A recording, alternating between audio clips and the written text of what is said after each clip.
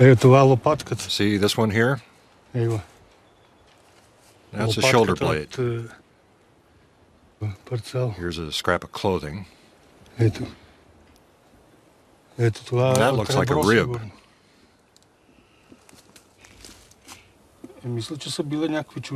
Foreigners.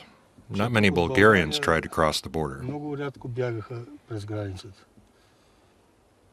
This is an arm bone, a forearm.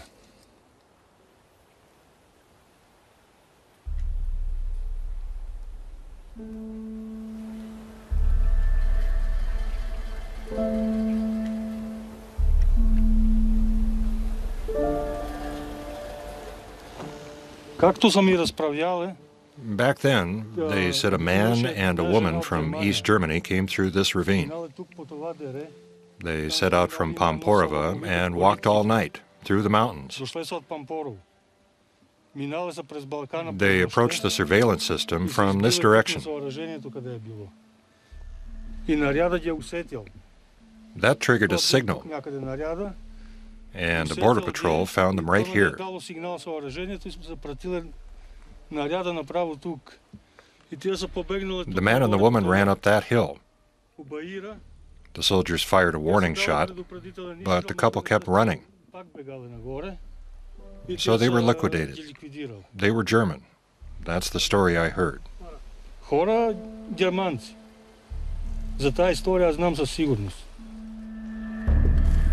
We're in the Rhodope Mountains of southern Bulgaria. Peter Petkansky shows us what's left of an old border fence that once separated Bulgaria from Greece. This area was off limits, a no-man's land.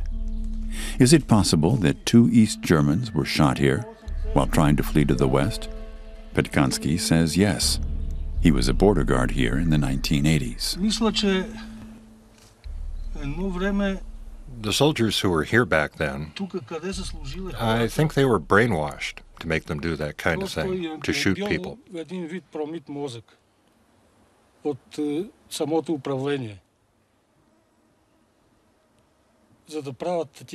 The officers who were in charge of political work, well, they always hammered away at the guards. First you shoot to kill, then you give a warning shot. We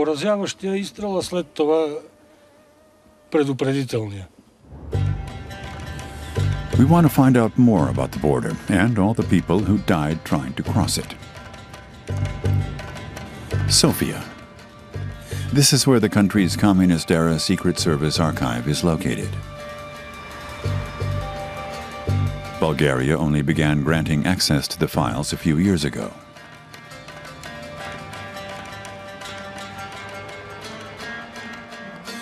Here in the Central State Archive, we find evidence that many East Germans saw the border between Bulgaria and Greece as an opportunity to flee to the west.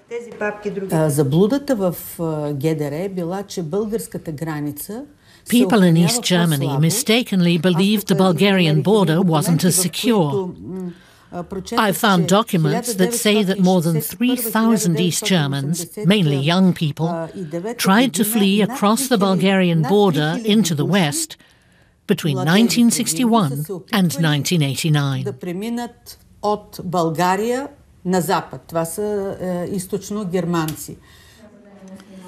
We're shown one document that confirms that in 1974, Bulgaria and East Germany agreed to collaborate to prevent escapes to the west. At that time, attempts to escape across Bulgaria's border were a thorn in the side of East Germany. The East German leader, Erich Honecker, had decreed that anyone caught violating the border was to be arrested or eliminated. The regime asked the Bulgarian government to follow its lead. We return to the border near Yunak, to the tree decorated with bones. We now believe they're human remains, but who were they? Are these truly the remnants of East Germans killed while attempting to flee? Or is it just a fanciful story, a sinister legend?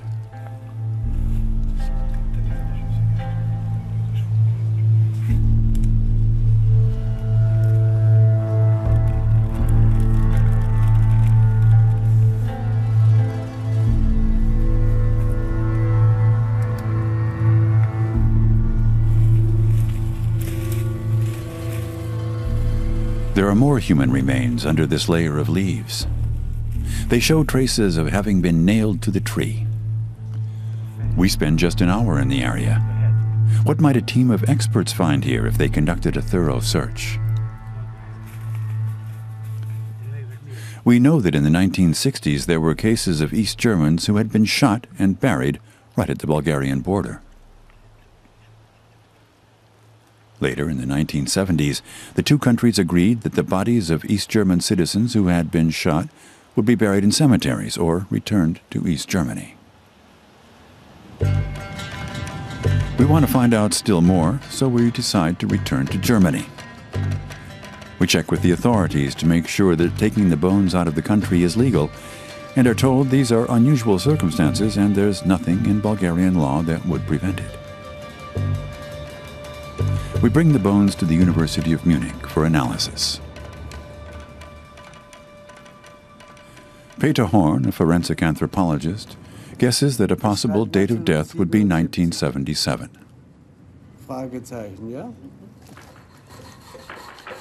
Horn and his colleague Christina Lehn will use geochemical analysis to try to determine what country the victim might have come from. The collagen in human bones can tell us a lot: what climate a person lived in, what his diet consisted of, and what environmental factors he might have experienced.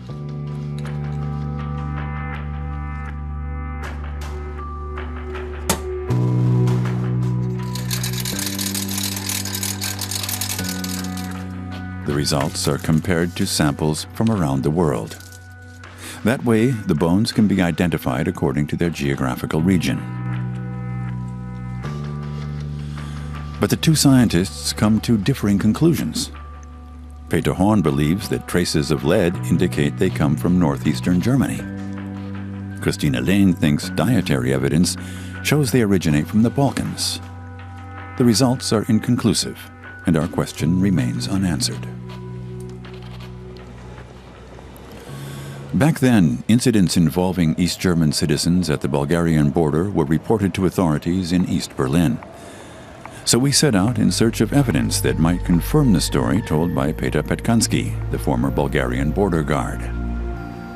The intelligence services of the two countries collaborated closely. Bulgaria's border was part of the Iron Curtain. We combed through old Stasi files in the archives of the former East German Intelligence Service. We're searching for evidence of a young man and woman killed at the Bulgarian-Greek border sometime in the 1970s. We find countless files documenting arrests. Some describe incidents in which the would-be escapees were injured, sometimes badly. There are also a few reports about East Germans who were shot in Bulgaria. But only one file matches the story told to us by Petkansky. An excerpt reads, "Operative information. On 13 August 1974 at about 3:30 a.m., the East German citizens von Kistovsky Brigitte and Prauch Klaus were shot by Bulgarian border guards near the Greek border." The young couple were both in their 20s. They went to Bulgaria on holiday. Whether they'd planned an escape attempt from the outset is unknown, but we do know that most who tried to escape were arrested. Only a few made it to the west. In Leipzig, we meet one of Klaus's old co-workers. Back in the summer of 1975, Stefan Benkert, Brigitte von Kistovsky, and Klaus Prauch went on holiday together. This is where we started. Our motorcycles were parked on the street. Then we headed towards Budapest, but we didn't make it that far, so we spent the first night in Czechoslovakia. Then they headed towards the Black Sea. I wish I'd taken more pictures of them. Klaus, alive and well, smiling. He had an impish smile. And Brigitte. She was a lovely girl.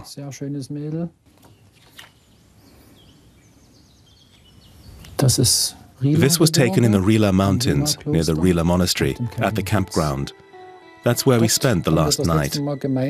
We sat around the campfire and had drinks with some other campers, people from West Germany, East Germany. It was a real mix, and everyone had a good time.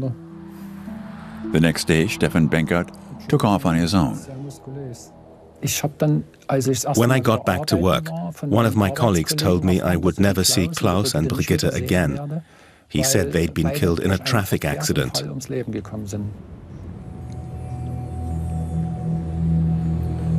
That was a lie. Our search brings us back to the Rhodope mountain region and the small town of Barino, about 15 kilometers from the Greek border. We meet the forest ranger who'd given the young couple a place to stay the night. That was a long time ago. I remember Brigitte better than Klaus.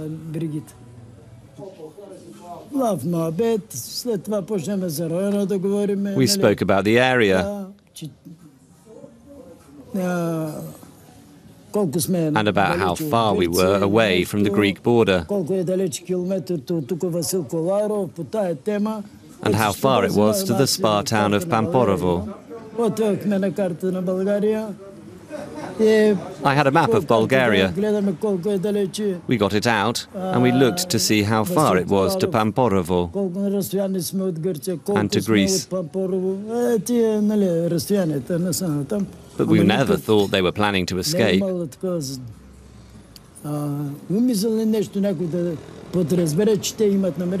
We enjoyed ourselves. We drank, just like we would with any guests, until about 2 or 2:30 in the morning.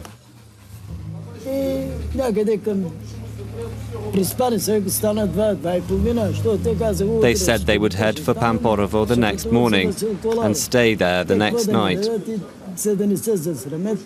They slept in the bedroom. We stayed in the guest room.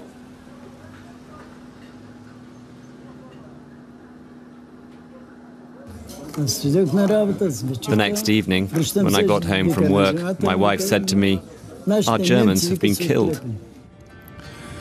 But what really happened back then? On an internet forum, we read that some former border guards are planning a meeting at the Yunak border outpost. The men get together for an outing every year. It's a coincidence that they're meeting now while we're here doing research.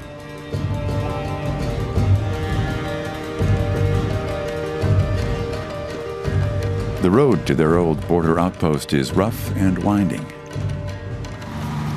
These men were guards here during the 1980s, just like Petar Petkansky, who showed us the tree with the bones. But Petkansky is not here now.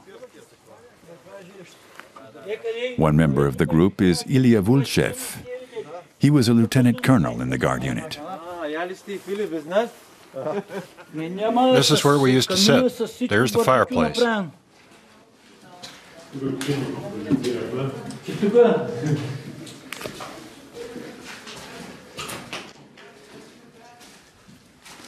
Back then, this outpost had about 30 or 35 soldiers.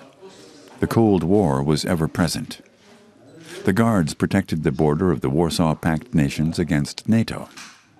After the fall of communism, the outpost was abandoned. We still haven't told them that we took the bones from the nearby tree.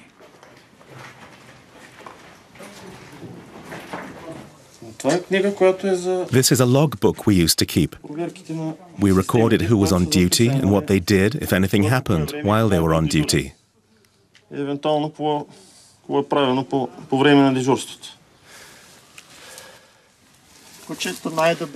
Dogs are man's best friends.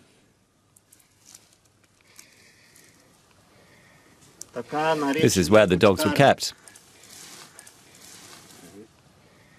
I was a dog handler. As the men assemble for a group picture, we decide to tell them how their colleague Petar Petkansky brought us here, how he showed us the tree with the bones, and how we took some of the bones with us. The men are surprised and displeased. We tell them about the Munich analysis, which determined the bones came from the Balkans or maybe East Germany. But the former commander disagrees. I'll explain it to you exactly the way it was, and I won't call on the opinions of some professors, but on the history of this border outpost. No German citizen was ever killed here at the border. That's the truth. What Petkansky told you is just something he made up. The men take us along their old border patrol route.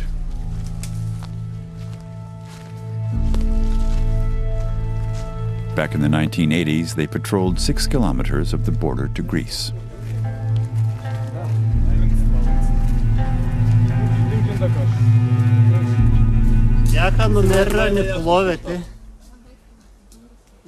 The posts were numbered. When the alarm was triggered, the exact location, the post number, was recorded in our logbook.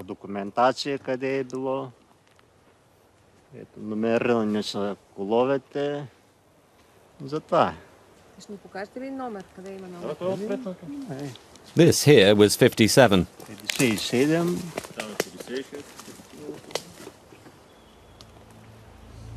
Most of the men are not interested in stopping at the tree. They're not happy that we removed the bones. For the border guards, the beech tree was a symbol. Yeah. You can see the shape of a bone.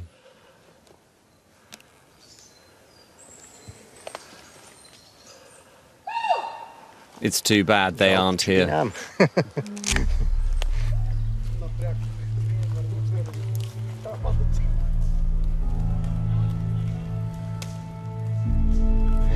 During the Cold War, anyone trying to escape would have encountered this barbed wire fence, which they climbed over, cut through, or dug their way underneath.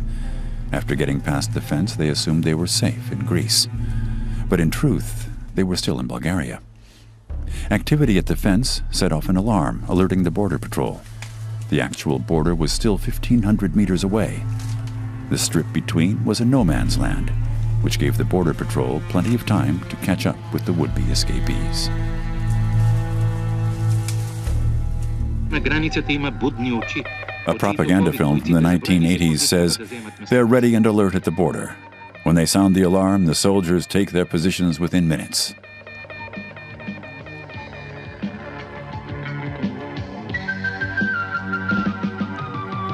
The film was used to recruit young soldiers for the guard units.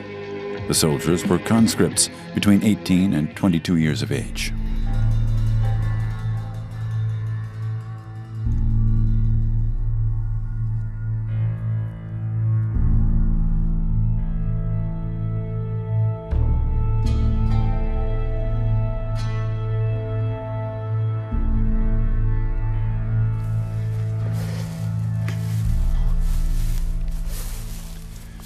We accompanied the men along the entire 6-kilometer route. Ilya Vulchev promises to tell us the truth about the bones at the end of our march.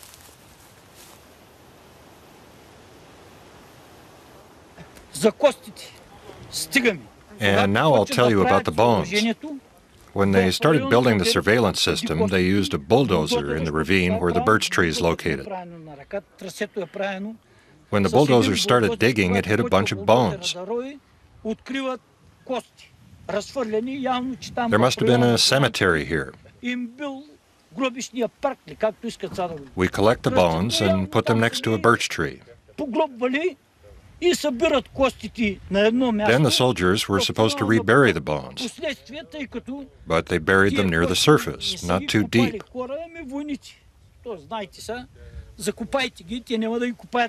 So eventually the bones reappeared on the ground, and then they were nailed onto the tree. That's where the bones came from.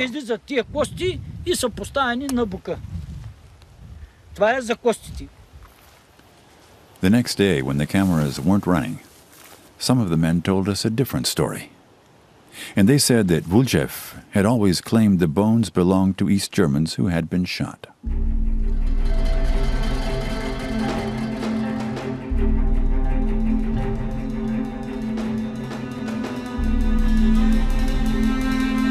The village of Chepinzi is not far from the border outpost. Back then, the village was in the restricted area. Anyone who wanted to get near the border zone needed a permit. So no one knows anything about a cemetery in the forest. In those days, people who lived in the restricted area were supposed to help monitor the border. It was their duty to report any outsiders in the area to the border patrols. The border cast a heavy shadow over the region. Anyone who balked at following the rules was forced to move somewhere else. Hadri Melesimov grew up here in this wooded border region. On the other side was the enemy, NATO.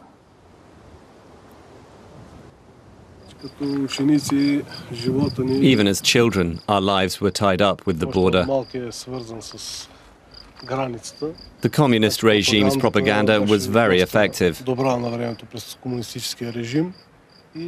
In the spring, they used to bring groups of children to the border outpost and give them rakes. We had to rake a strip of land 2 or 3 meters wide. We raked the ground so that footprints would be visible if anyone came near the fence. We also saw the birch tree with the bones nailed on it. It was pretty scary. We were just kids, you know. One of the soldiers told us that the bones belonged to someone who had tried to escape. He had been shot and they nailed him to the tree to frighten anyone else who might be planning to escape.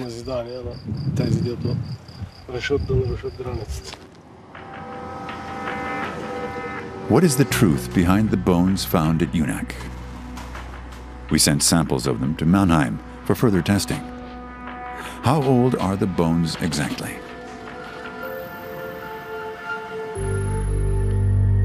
Bernd Krummer conducted the test. In one of the ironies of history, a Cold War legacy can help provide an answer. The hydrogen bomb tests carried out above ground by the Soviet Union and the United States left behind traces that can be detected in human bones. They're used for radiocarbon dating in what's called the bomb peak method. We measured the carbon-14 content of the bones. And the bones do contain carbon-14 from bombs, or what we call bomb C-14. That's carbon-14 that entered the atmosphere via these above-ground bomb tests. The tests were primarily carried out between 1955 and 1962. So these persons must have been alive during that time, which is when the carbon-14 would have been absorbed by their bones. So these bones can't be that old, meaning they can't predate 1950. So the bones are definitely not hundreds of years old, as the former border commander claimed. We still haven't given up hope of finding an answer.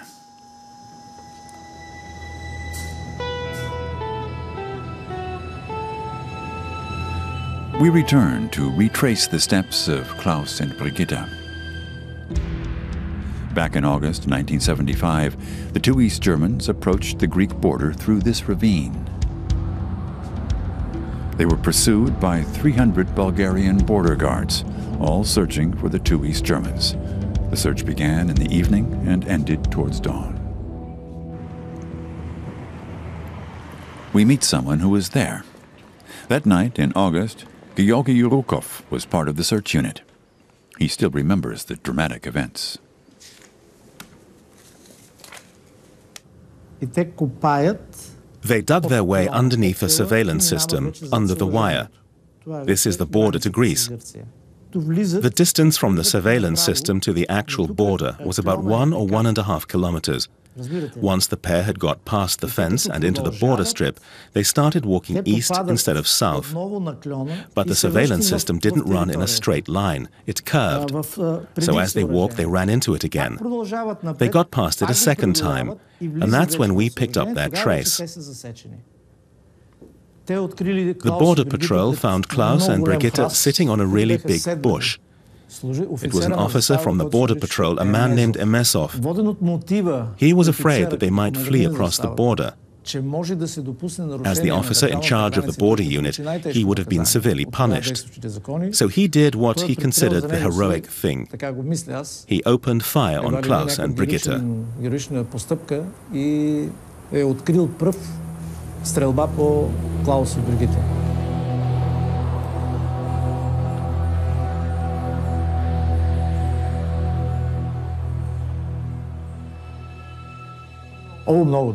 A lot of shots were fired. It took 2 or 3 minutes. It's as though they were shooting at an entire gang of criminals. It was completely abnormal. The whole thing was horrible, just ghastly.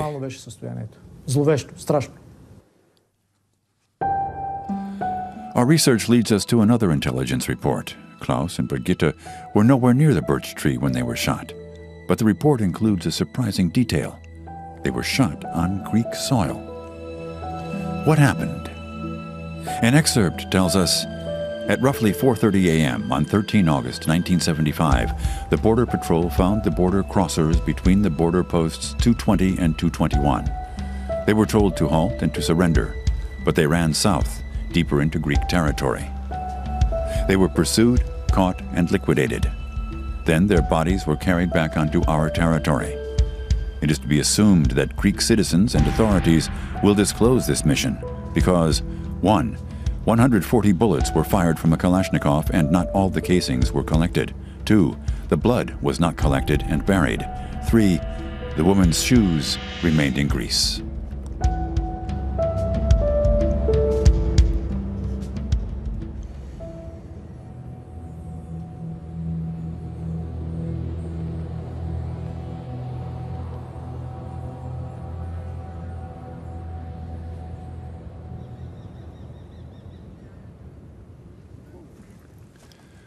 Mustafa Ameshev, the forest ranger who had given Klaus and Brigitte a place to stay for the night, was called in to identify their bodies.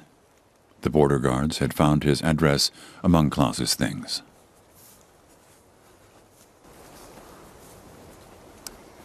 That's what the man who killed them told me. Second Lieutenant Emisov. He was the deputy commander of the border post. I saw him again 2 or 3 months later in Borino.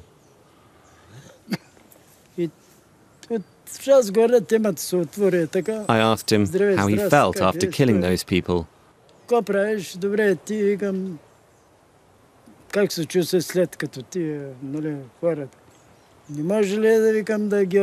I asked him why he didn't just arrest them instead of shooting them. He said, I followed them all night and I'd had it up to here. I would have shot anyone at that moment. I caught up with them at dawn.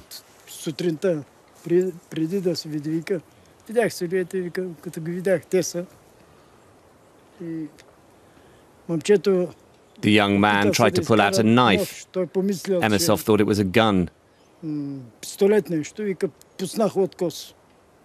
He said, I shot, and I split his head in 2. Then he fell. The woman was sitting.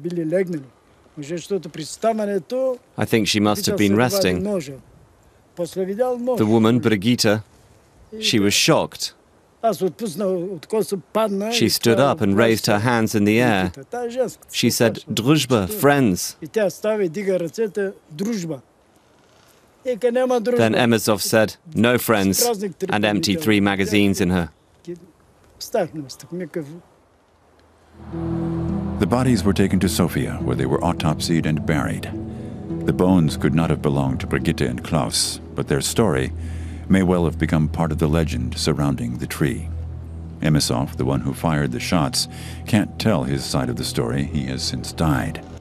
Klaus's and Brigitte's bodies were later exhumed and returned to East Germany after pressure from their families. In Berlin, we meet Brigitte's sister, Uta Schäfer. We show her a copy of the official report from the Bulgarian archive.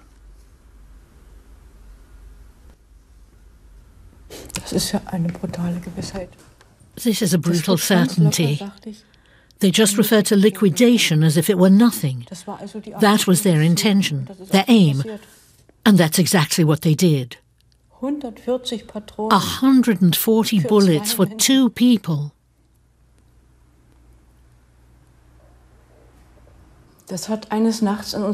One night, our doorbell rang. It was about midnight or something like that. There was a man and a woman at our door, and they insisted on speaking to my mother. They said my sister and Klaus had died in a road accident. But my mother was also told that they'd tried to escape across the border and had been shot. That was what we knew, but we weren't allowed to tell anyone.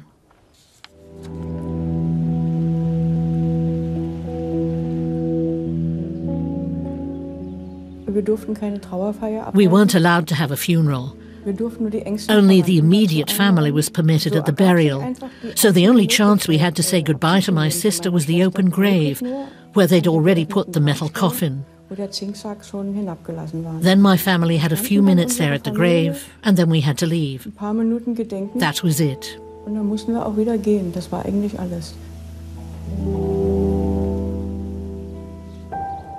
It was a cover-up.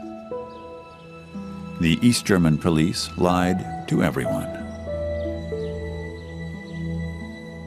Finding out what really happened was impossible, and it still is to this day. Even now, local residents are reluctant to talk about what happened. Are they afraid of the past? In the meantime, we're convinced the bones must belong to people who tried to escape. But who were they? We follow a tip given to us by one of the border guards and go to the town of Kyustendil in western Bulgaria. We want to pay a visit to Metody Zhlishkov. On the phone, he said he knew who the bones belonged to. Zhlishkov served in Yunak from 1963 to 1974 and held the rank of sergeant. He was there when 3 escapees were shot. He didn't fire himself, but he was part of a unit of 6 soldiers. The 3 would-be escapees were already in no man's land, the strip between the signal fence and the Greek border.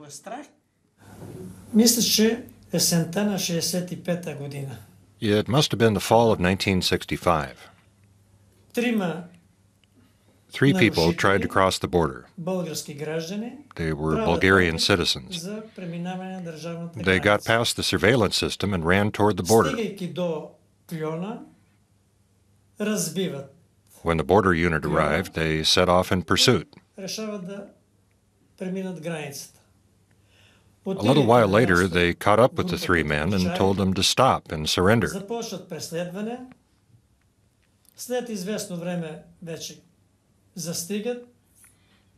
The border guards fired some warning shots into the air.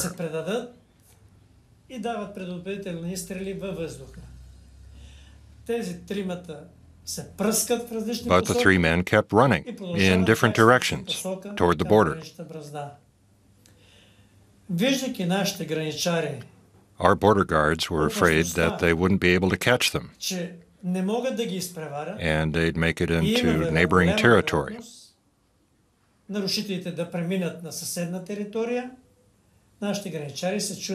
they felt they had no choice but to shoot, and they liquidated them on the spot. They buried them,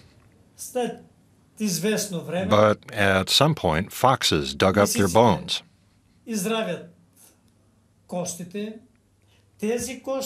But let me say again, those are not the bones of German citizens. That is certain.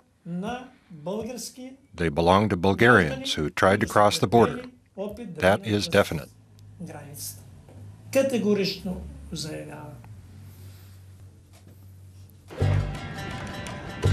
Metody Zhlishkov gave us some useful information.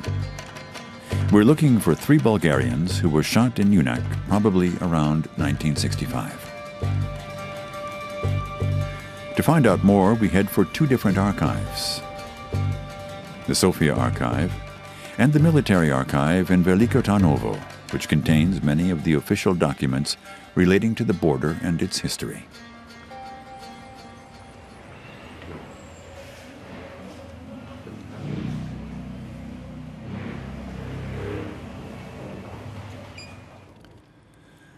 We search for information about that particular section of the border and the Bulgarians who were killed there. We want to compare the official files with what Metodi Slishkov told us. In the records, we find only one case that matches his story of the 3 Bulgarian men who were shot.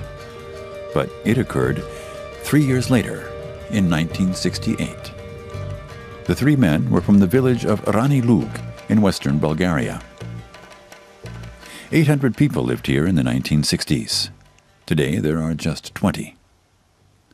We ask some questions, but the villagers seem reluctant, maybe even afraid, to discuss what happened almost 50 years ago.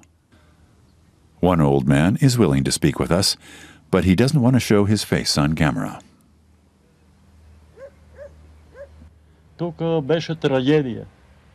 It was a tragedy. Some people wept, others refused to believe it. But then it was made official. They posted a notice about the people they called traitors.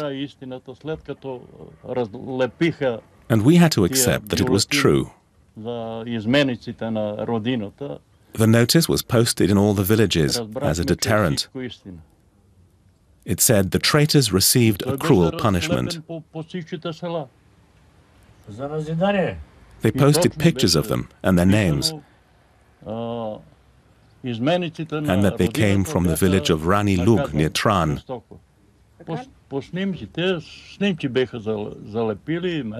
I was sick for weeks, for months.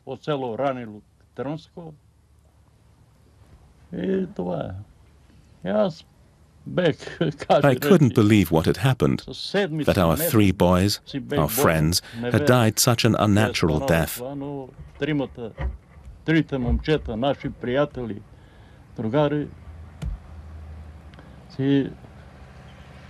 They were shot like dogs at the border.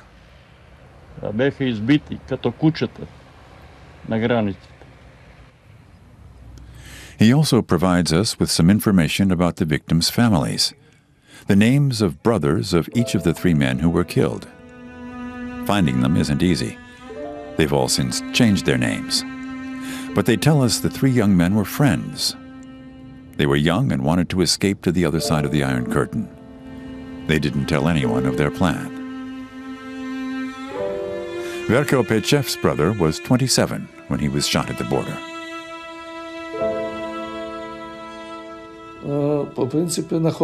He was quick-witted.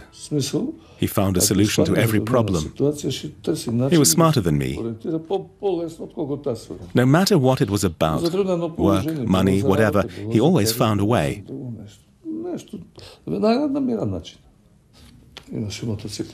He had a motorcycle. He gave it to me.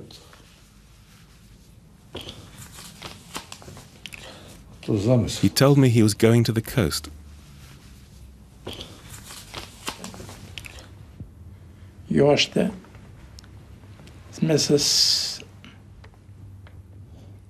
Dimitas Ratkov still doesn't know where his brother is buried. On the day we got the news from the militia, they came to us and told us they had been killed at the border. We drove with my brother-in-law to Smolyan. We met with the district attorney. He told us they had been shot attempting to escape across the border. Just 2 or 3 sentences. And then we were told to leave. We wanted to go to where it happened and see them and claim their bodies for burial. But they wouldn't let us do that.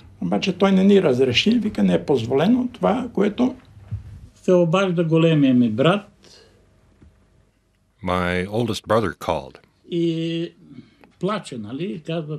was crying. He told me that our brother Grigor and 2 others had been shot at the border. He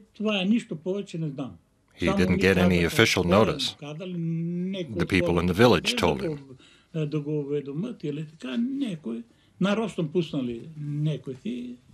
My brother drove to the border administration at Tran and asked what had happened.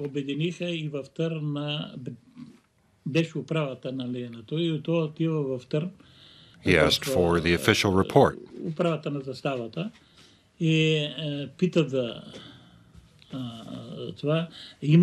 But they told him there wasn't one. So we thought my brother was still alive.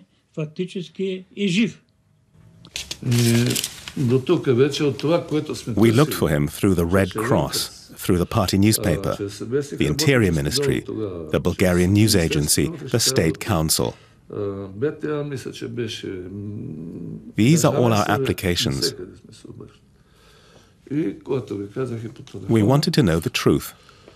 But even today, we still don't know the truth. Tests conclude that the DNA of the 3 young Bulgarians who were shot does not match that of the bones found at the tree in Yunak.